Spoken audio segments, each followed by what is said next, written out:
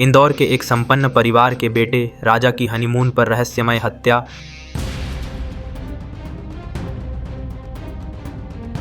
और उसकी नवविवाहित पत्नी सोनम के फरार होने की कहानी, जिसके पीछे छिपा था एक ऐसा साजिश का सच जिसने पूरे देश को हिलाकर रख दिया।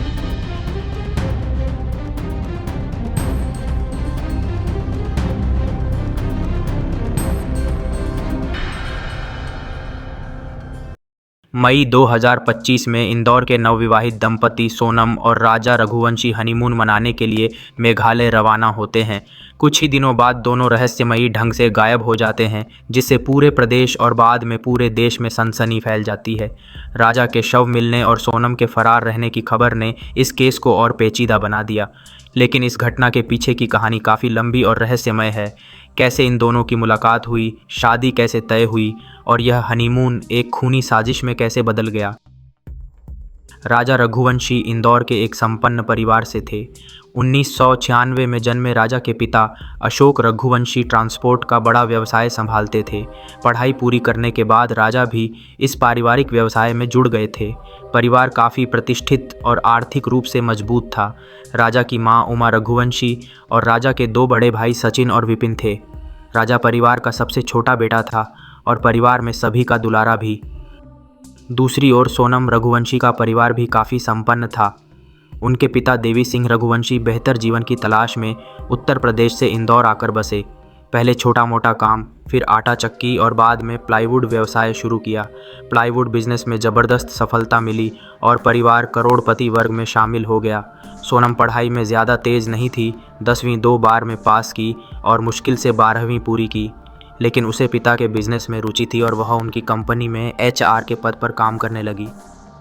दोनों परिवारों ने शादी के लिए अपनी बच्चों का बायोडाटा रघुवंशी समुदाय की परिचय पुस्तिका में डलवाया।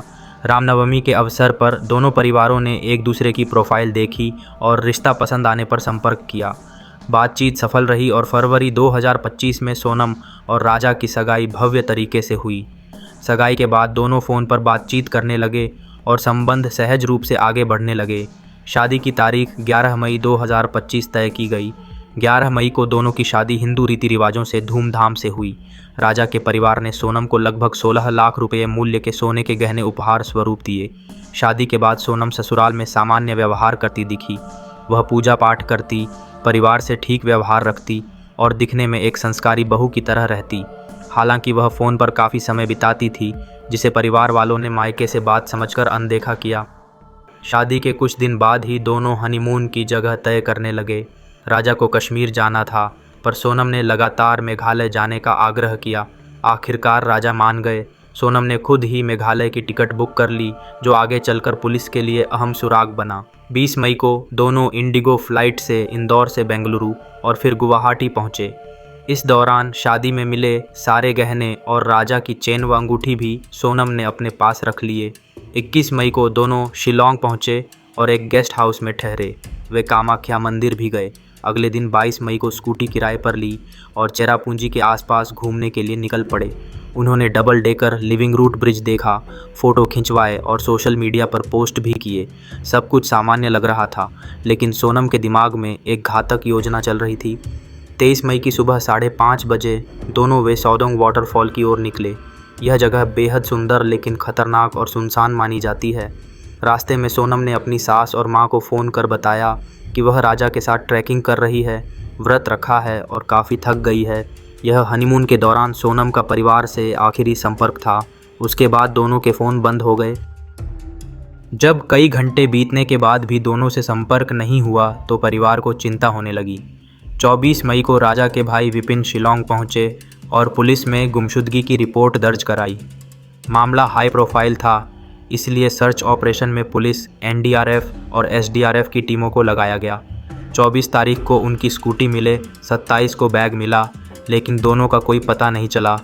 ख़राब मौसम के कारण सर्च रोकना पड़ा। अंततः 2 जून को ड्रोन कैमरे से खाई में एक शव दिखा। पहचान राजा के टैटू और स्मार्ट वॉच से हुई। परिवार के लिए यह भयानक खबर थी। राजा की मौत ने पूरे केस को हत्या की दिशा में मोड़ दिया, क्योंकि पोस्टमार्टम रिपोर्ट में सिर पर धारदार हथियार से 2 बार किए गए हमले की पुष्टि हुई। चोट इतनी गंभीर थी कि खोपड़ी टूट गई और आंखें बाहर आ गई थीं। पोस्टमार्टम से साफ हो गया कि यह दुर्घटना नहीं बल्कि योजनाबद्ध हत्या थी।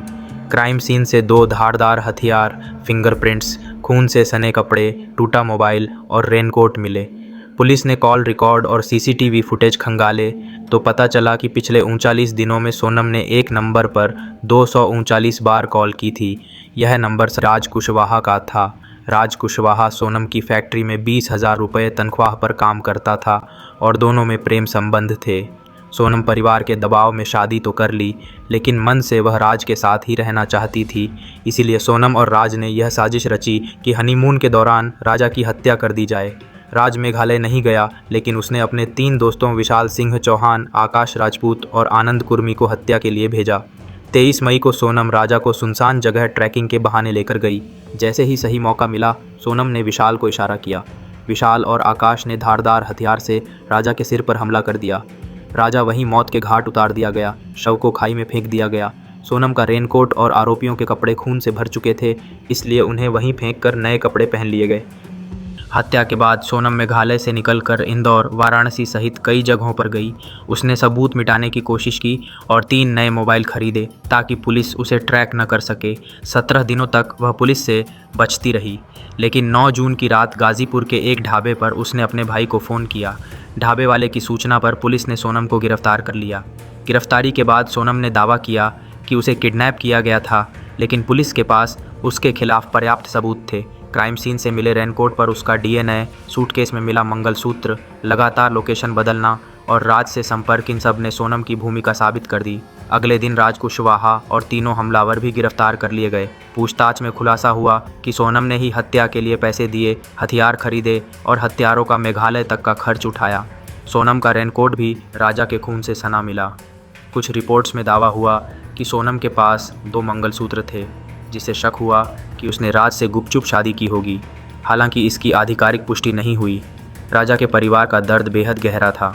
शुरुआत में सोनम का भाई सहानुभूति दिखाता था, लेकिन बाद में वह अपनी बहन को बचाने की कोशिश करने लगा।